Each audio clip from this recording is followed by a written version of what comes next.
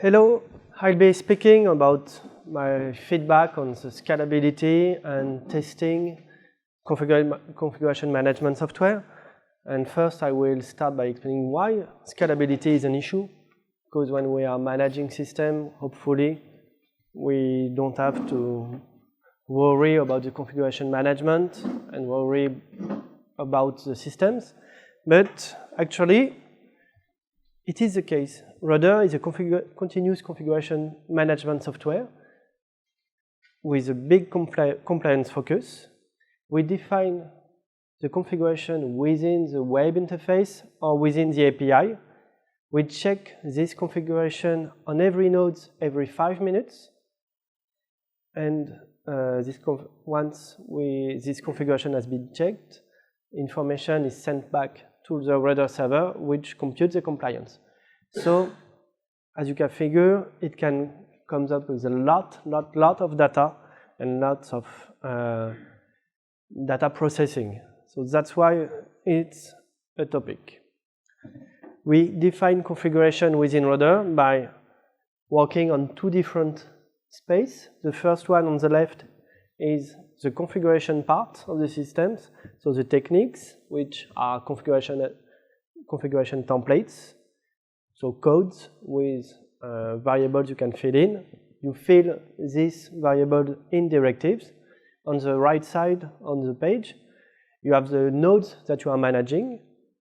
You group them based on inventory criteria. And you apply one or several directives to one or several groups to obtain rules.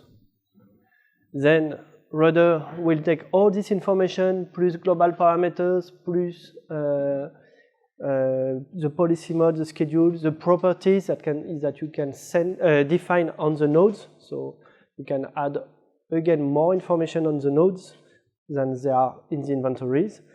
It crunches all this data to create the effective node configuration. So for each node, Rudder will know what is the expected configuration, what is the state of the system. Then it will generate all the policy files for all the nodes. The nodes will connect to the Rudder server, get the policy, apply the policy, send reports back to the database. Rudder computed all the reports it's expected to receive, and it will compare the report it received with the report it expected, and make the compliance out of that. So this is what Rudder looks like on the test platform. So 4,500 nodes. It's kind of green, and there are some errors on purpose because we need to test every kind of problems that could arise. So what is load testing? It's putting an extra pressure on the system and see basically how far you can push until it breaks. We need to simulate something that looks like a real-world usage. Otherwise, it's probably not very useful. And making sure that the system sustains this pressure. The scale is an interesting topic. When we are speaking about SaaS or something you host yourself, you can guess what scale you need. It's a bit more than what you have, or something that you will need in the next month or 2-3 months. But for something that like Rudder, which is installed by the users on their own infrastructure, you are not responsible for the life cycle. You cannot tell your customer or tell your user, you need to upgrade Rudder in 2 months because he does what he wants with his infrastructure, and usually he wants it to work.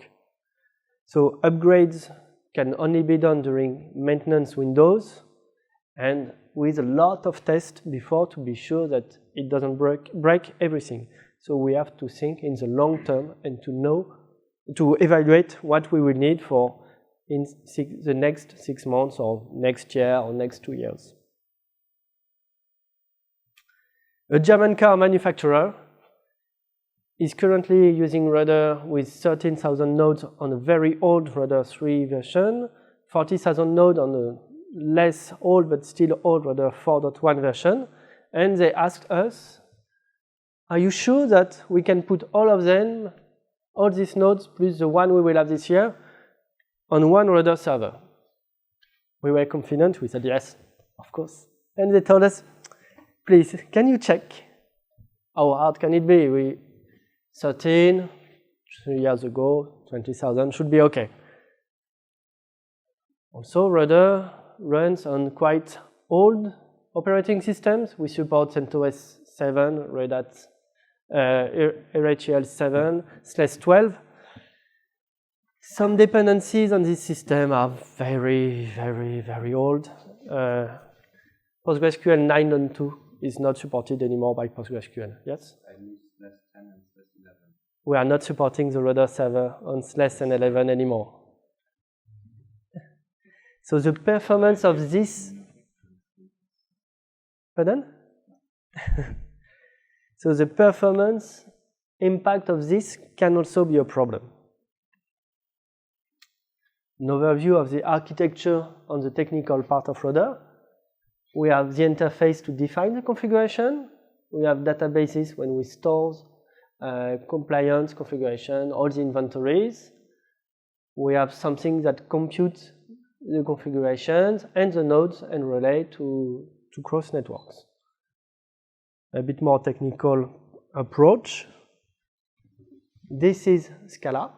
So Scala is a language. It's written in Scala. Scala is a language based on the JVM, so it's compatible with Java. The databases we use are PostgreSQL, OpenLDAP. Reports are sent using rsyslog, and then in Rudder 6 with HTTPS. And when we look at that, where do you think would be the bottlenecks? Do you have any idea what would be the slowest part when you put pressure? Yes? Actually, everything. Turns out everything can be a bottleneck and is effectively a bottleneck.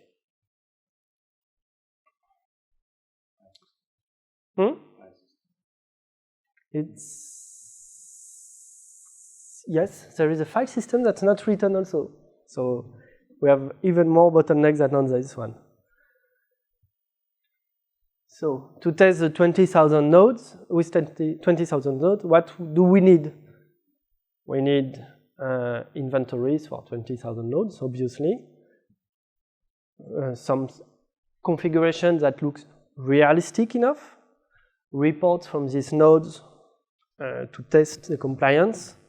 And something to analyze the data we get out of Rudders, out of the database, out of networks, out of journal D, etc. So first, we have scripts that generate inventories. So we have two types of scripts. The first one is the historic one that has been contributed by the community 6 or 7 years ago using Tsung that generates quite a lot of inventories, but it's not modular enough. And now we have bash scripts that generates more complete inventories with certificates and different templates, and we store this data in a persistent way so that we can reuse them to send reports when they are signed using the certificates of the nodes. We need to generate reports for these nodes. So we fake nodes and we fake the report they sent. So we have scripts that looks at the expected reports, generates all the reports from this, based on these expected reports with error, missing reports, unexpected, etc., and send them using either syslog or using HTTPS. First test was just to be sure, 6,000 nodes should be easy. We used to support 13,000, okay. And it turned out that we added a lot of features in Rudder 5.0 that had a big cost made everything much slower and much more memory hungry. The policy generation, so converting all the configuration into something that the agent can understand and expected reports, is the most resource-intensive part. What it does a snapshot of all the states, so the technique, directive, rules, inventories. It historizes them somewhere so that we can know exactly what was the state at this point. It converts them in an internal mapping in Scala for the policies. It generates all the files for every node. It stores the expected reports in a database. It runs hooks after this policy generation. We had a lot of timings in our logs, but they turned out to be something like 6 minutes for a step. It's clearly not precise enough. So we had to rework all our logging system to add more logs everywhere, and especially aggregate values of timings over each of the threads, because a lot of our computation is multi-threaded or something that is done in small chunk, but 1 million of time. So we won't do 1 million logs, but rather aggregate them. So we had to work a lot on these logs to extract meaningful data, and then have scripts to extract this log, parse them, remove outliers, and get the total, average, standard deviation, and median. To effectively know that if I have 100,000 merge compare by rules in mostly 20 milliseconds, sometimes it's better than if it's mostly 25. And then we inspected all the parts that were problematic. Variable computation, so computing the variable for each node, reading and accessing the database, and the file system. Also, we needed to make sure that it would fit on a reasonable system, so not too much memory. And since the Rudder engine is written in Scala, we have a lot of available tooling, because the JVM has a lot of tools that I will present you. The first one that I used was GMap. GMap makes an histogram of everything that is in the JVM. You have the number of instances, the number of bytes consumed, and you can see the biggest offender. So hash map, list, okay. So that's the way to store data. It helped us find what was really using a lot of the memories, and something like, hey, we have many variables staying there, but we are not doing anything with this input variable. Maybe something stays that should not be there. It turned out that was true. It should not be there. It's very fast to use, so you can use at different steps of using your JVM software, based software. And so you can see also the evolutions. There is Eclipse Memory Analyzer, which takes a dump of your JVM and looks at what's inside, and it also suggests some fixes in your code. So it found out that there were some leakage. There were 3 gigabytes of memory leaked, and it told me that I should not make it leak, so I removed this one. It's great for suggestion, but it doesn't work so well when you have a big dump. So if you have like 20 gigabyte heap size, it would be very difficult to run it. Then we used YourKit, which is a software that instruments the JVM. So it adds an agent within the JVM, and it looks at everything that is done by the JVM. So every object allocation, every memory usage, it measures the time for each function, etc. You have a very nice overview of what is done. Here you can see, no, you cannot read, but I will tell you. It was for dynamic group computing, so it used 3.4 gigabytes of memory. You drill down, it's okay, it goes through inventories, it traverses maps, etc. So we are mapping data from and to the LDAP inventories. And at some point, we are using crypto something, but why are we using crypto for dynamic group? We were over unserializing information, so we removed this part and saved 1 gigabyte of memory by simply seeing that we were not converting the object in the proper way. The problem with YourKit is that it makes the application very, very slow. It's probably 20 times slower than it is in normal time. It's so slow that when you start JT, it says, no, I didn't start, even if it started.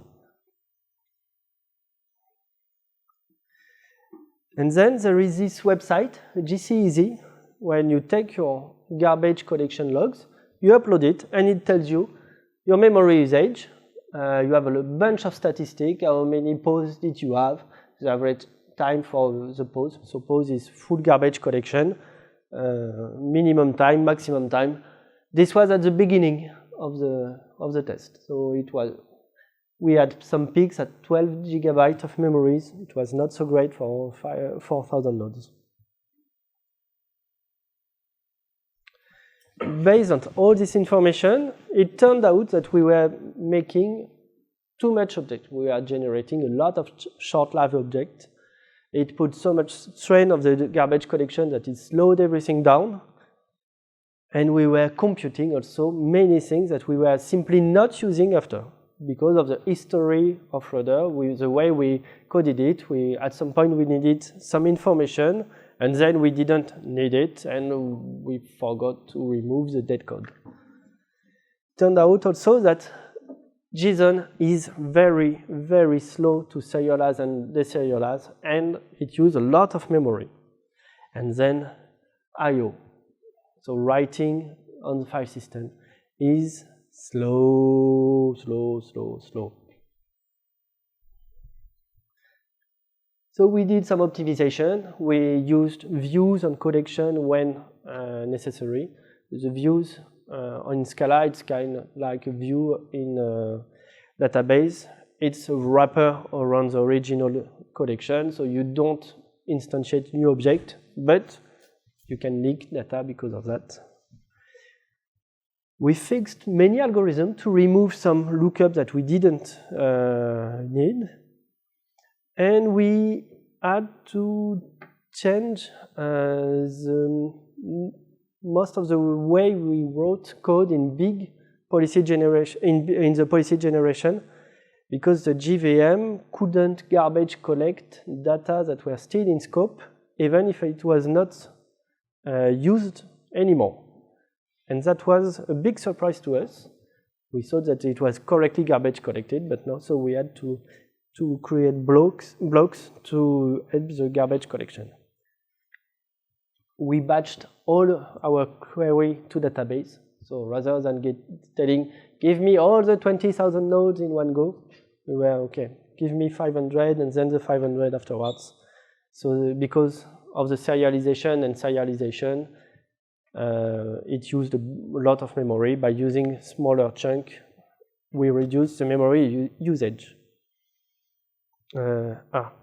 Also, we had some computation and some data that we were always computing and not using. The best pull request in terms of performance is removing one line that we did not use, and we saved 10% of memory and 10% of time for policy generation, or something we did not use. Then we generated reports and saw how Rudder worked with the reporting. So 3,000 reports per second. Yeah, it should be okay, but compliance was awful. 80% of messages were dropped by the system. That's why the compliance was not so great. Turns out that our syslog insert all the syslog message in database one by one. So we had to change the version of syslog. We have to change the version of the plugin we use. We have to increase the UDP buffer to handle the load, so big buffer, and increase the number of workers. And we documented it in the documentation.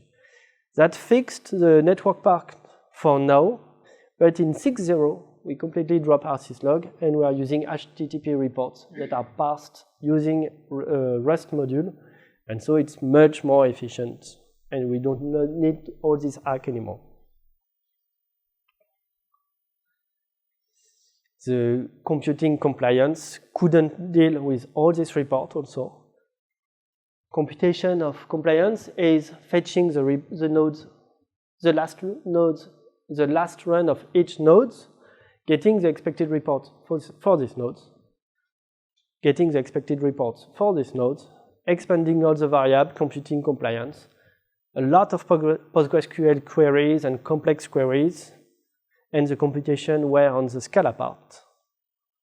So we use pgbadger to look for the biggest offender in the PostgreSQL queries. It's awesome. pgbadger is very cool. You log everything. It tells you everything that does PostgreSQL. But I had about 2 GB of logs from PostgreSQL in per hour. So it was very big. Also, for these queries that were so slow, I could explain, analyze, put it in this service that explain it for human, and say this query is too long because it does a sex scan and it shouldn't. We should do something better than that. So we rewrote some queries and it improved a lot the compliance. We also gave much more resource to Postgres, more share buffer, more work memory, more maintenance work memory. This one is especially important for all the maintenance that needs to be done at night. Every server nearly have SSD by now, so we should change the default of Postgres for random page cost, which still assumes that we are using 5,400 spinning hard drive by default, so it doesn't plan correctly the queries. We changed the Scala part by changing the queries, the variable detection, change the data structure, make sure that everything was much lighter. The next way to save resource was effectively to disable features. So some features that were not mandatory or not useful can be disabled. So historization of the compliance can be disabled if you don't need it. It saves a lot of resource because the compliance is stored in big JSON. So storing thousands of JSONs every 5 minutes was hitting all the resources and a lot of disk space. Also disabling the non-compliance report historization, disabling the change computation, so storing every repair that we have in a specific way, and the dynamic groups. So FeatureFlag is a pretty cool way to scale to the next levels. Also, we can tune. Can you read it? Yes. We can tune Rudder internals by defining how many threads or what is the parallelism for each part of policy generation. If we activate JavaScript evaluation for within the directive, the timeout for some variables usage, how we compute unexpected data, etc. So it allows us to change a bit the way we work with the CPUs and the overall system. So as a takeaway, load testing is very long. It takes a lot of time. 10 minutes is bare minimum to get something. 12 hours it starts to be enough to extract some data. And the logs are very big. They are enormous. They can be several gigabytes per hour. So it's something that you cannot read by yourself. You need tools to extract data from these logs. And understanding these results is also quite complex because sometimes we had 4-time performance degradation in I/O. So it could be because something else happened on the system, or simply because the file system decides to garbage collect something, or the SSD. Having relevant data is also very difficult. The German car manufacturer gave us access to a system with their own data, so it helped us a lot. Thank you very much. Intuition, each time I thought, oh, this is wrong, I was wrong. Because some codes or something looked very bad or inefficient, but it turned out to be either pretty okay, or either the JVM optimized the hell out of it, and it didn't change anything after 5 minutes of loading. Also, you need to be persistent. I looked so many times at some part of Rudder, not saying anything weird, until at some point I said, maybe. And so you need to go to unwrap to see what's going on.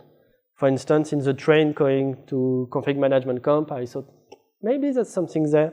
And since then, I'm still unputting this and improving again performance.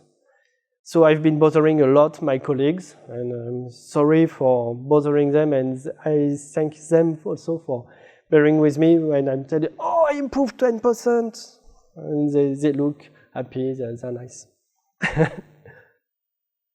Also, making some things faster make other things slower. Like when we improve compliance computation, policy generation got slower because it used more of the CPUs and less of everything else. So CPUs were not available enough for policy generation. And finally, the dependencies have a real impact on the performance. We are using some libraries that are 8-year-olds. That comes from the beginning of Rudder. So we still followed their evolution, but didn't bother to change to others that now are much more performant. So the JSON serializing, deserializing is one of the least efficient now. So we need to change that. Our templating engine is not thread safe. So we cannot edit twice the same template, and it is sad on so many levels. And finally, upgrading rsyslog, PostgreSQL, and Java version improved a lot the performance. For instance, and Scala also. In Scala, we changed the version of Scala in Rudder 6, and that alone gave us 30% performance improvement. The just-in-time of JVM optimized a lot of stuff. So I changed some part of the code, thinking, oh, it really takes a lot of time, it could be improved. Turned out it didn't change anything. And it shows up in the unit test, because for the unit test of performance, first I start the JVM and I do the same computation over and over. And the first one are quite slow, and over the execution it gets better, until to the point that it's 2 or 3 times faster than it was at the first execution. So the JVM lies sometimes. Sometimes you cannot change something in a minor version, and you need to wait for the next major version to improve performance. Like we will stream from and to the database to use less resources. Some algorithm will need to be completely rewritten, and it's a big change. Changing all the dependencies will be also a very massive change, and changing the way we generate policies. Also, when we improve performance in one point or remove the bottleneck in one point, it shows all the next bottleneck.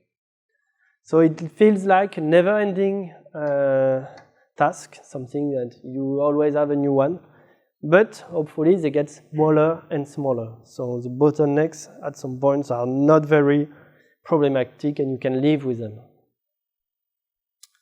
As a result, for the latest 3 minor versions of Rudder, there has been 28 pull requests based on performance to improve performance, 30% improvement in memory usage, 40% faster compliance computation, which is pretty good. Now the policy generation is linear in the number of nodes and the number of checkpoints on each of nodes, and the memory usage is linear-ish in terms of nodes and components. With my configuration, so a lot of test points, a lot of GS variables, and many components per nodes, I have this value. So for 400, 500 nodes, 1 million components, I need 10 gigabytes and 30 minutes for policy generation. 12,000 nodes, 13 million components, I need 82 gigabytes of RAM and 48 minutes. With the actual German manufacturer configuration, the full policy generation for 12,000 nodes is now 7 minutes and 40 seconds, which is pretty good. Right. Yes. So now, Rudder is limited only by the IOs and the memories, as it makes good use of CPUs. And so, with enough RAM, we are quite confident that Rudder will support 20,000 nodes. More RAM. It depends on how many components you have. It's linear-ish in terms of nodes and components. So if you go to 20,000 and you have twice as many components, it should be 160 something.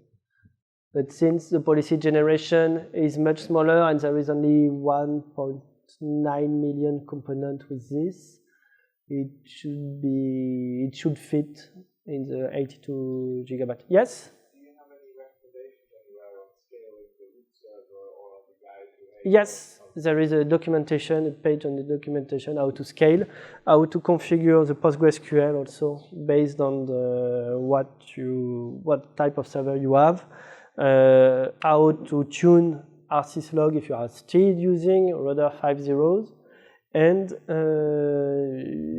the configuration of open file system, setting the number of maximum file open on the file system, because it opens a lot of files during policy generation. So next, we will try with 1 terabyte RAM disk to see if the policy generation can be much, much faster. And then we will automate all these tests and all this measurement. Now that the system is stable, we are not changing the logs every 2 weeks. We are not changing everything every time. So we can have a Jenkins task and automate all of that, and don't bother about it anymore because we will have automated testing. We'll have to do that also for the branch 6.0 because Rudder 6.0 use totally different framework to manage the tasks. It uses ZIO, which change the way concurrence is done and the way data is computed and etc. A lot of code changes between these two branches, and we have a lot of new features also in 6.0, so it can cause bottleneck.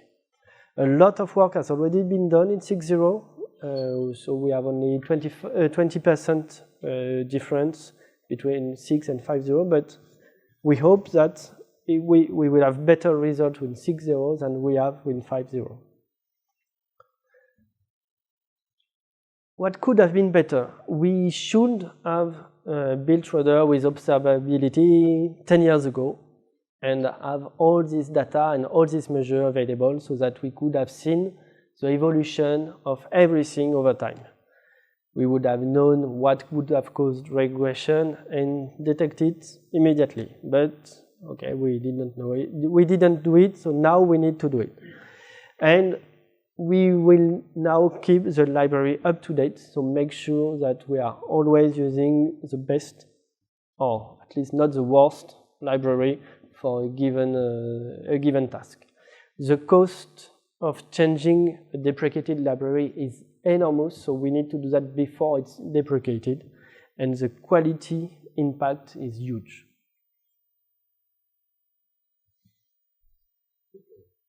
Yeah, kind of good. Do you have any questions? I have a question about what you said about I/O performance. To experience I/O to be so slow that CPUs have not been used enough, or how did you see the bottleneck? Sometimes we have big performance degradation in I/O, so we have everything. We know exactly which part does what in the policy generation, on what is the time used for each of the parts. And so we have all the variable computation, all the preparation, and then we have writing data on the file system, and then we have moving the data in the end in the correct position, and then we have the hooks. And sometimes the writing and the moving, it's 4 times slower or 10 times slower than on other runs. And we also measured that writing the file on the file system it's something like 30% of actual work and 70% of CPU waiting for the writing. And it's something that doesn't multi-thread so well. So it's kind of sad also.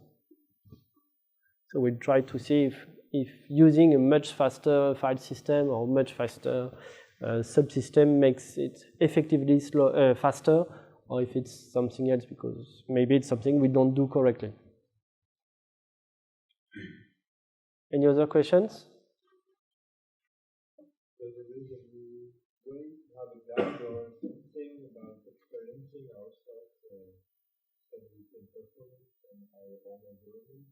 Sometimes maybe there is no component or contrary. So there's a reason including more than what you said, but maybe some guide to help. So you are asking if there is a guide to know, based on the number of nodes and number of components, what are the expected resources? Not yet. We have one only based on the number of nodes, but not based on the number of components. As 1 month ago, we didn't know that components were such an important part of the scalability. I'll do some advice. If you want to monitoring the Rudder performance, how am I doing? So how to monitor performance of Rudder? You have the logs that tells you how long each part of the policy generation is, or each part of a dynamic group update is, or every part actually. And so you can you could extract this information in your monitoring and trace it and see if it goes up or down. You can also set up in PostgreSQL the reports for if some queries are longer than a specific length. So if you have queries that takes more than 2 seconds, for instance, and so you could log that and see that and check if you have some queries that start to be slower and slower, or if some appears at 2 seconds, which could mean that your Postgres database is suffering for something, or etc. Yes? Do you think there are other things you can improve? Yes. For the record, before coming at CfgMgmtCamp, I'd say, okay, I can't do anything more on 5 zeros, I'm at the end. And so in the train, I thought of something, and now the compliance is 40% faster or 50% faster than it was 2 days ago. So I think there's still something to improve, but at some point you need to to cut and say, okay, it's done. And I think we are at the point of, okay, it's done for 5.0 and let's look at 6.0. So are these optimizations part of the latest 5 release? They will be in 5.06, except maybe the computation. So we will be in 5.017. Because this 40% improvement looks Yeah, promising. it is. Huh? When you load the page and it's instantaneous, you wow. So I have 2 extra slides. Why not testing with effectively 20,000 nodes? Why not creating a big infrastructure on AWS or something like that? Well, creating 20,000 nodes, it's very expensive. It costs a lot. You need to set it up, to make the networks, etc. I don't imagine how much it will cost on a public cloud, even less on private cloud, but it will be very expensive, and we will need to maintain this system. The solution we used is mimicking the data, so having something that will behave like a node and talk with a Rudder server from outside. And it's very cost effective. Our platform costs 100 euros per month, and I think that's the correct price for that. So that's why we didn't do it with real 20,000 nodes. But I'm pretty sure I will have feedbacks from the German car manufacturer soon with this number. Also, why not using Gatling for load testing? Gatling is a software that is quite known at least in the JVM world to stress systems and send reports and message query from outside. It's because we had a lot of iteration and change in our test and the test of the test, and so it wasn't efficient or it wasn't convenient to use Gatling that would need to recompile stuff and learn it to do something that could be hacked first on Bash script or Python script. Now that everything is quite stable and solid, we could consolidate using Gatling or something like that to effectively stress at higher level our system, but for now it wasn't mandatory. And I don't have any more slides. Okay, thank you.